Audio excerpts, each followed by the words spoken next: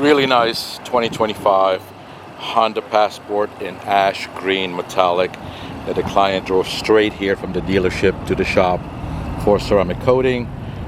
The car was in really good condition, which unfortunately most people would assume that because it's a new car it has to be in good condition, but most of the time that's not the case. And most of the time that especially is not the case with exotic cars or very luxurious cars. So here we have a very standard, what would be considered to be a very average car that comes with amazing paint as far as the condition of it goes. I mean, every car these days has orange peel, etc., but no swirl marks, buffer trails, etc. So I polished the paint, just concentrating on the gloss, and then did the ceramic coating. And as you can tell, there's a lot of black plastic pieces on this car, so the coating goes over all of that as well, which if you don't protect the plastic, as you guys know, anybody who has owned a car like this before, or a car with lots of plastic, or has seen them on the road, the plastic starts looking very, very grayish, and it really detracts from the overall look of the vehicle.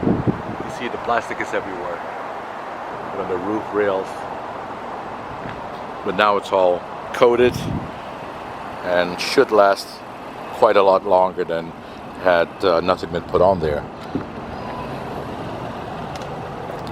The interior is pretty standard, pretty basic, but I do like the orange stitching.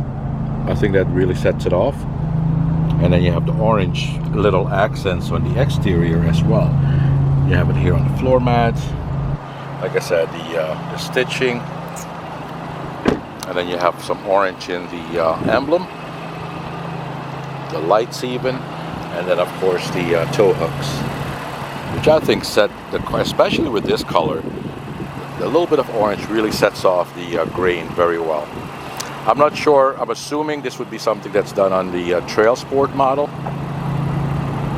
but had this car been another color, I don't think it would have looked as good as it does here with this green. It's a very modest green. It's not in your face. Never seen this color before on a Honda. Then again, we don't get a lot of Hondas here, but maybe when people see these videos they realize that we don't only work on luxurious and exotics, which a lot of times that's the response I get from those who finally sometimes do reach out. They say, I almost did not call because I didn't think you guys would work on my regular whatever they own.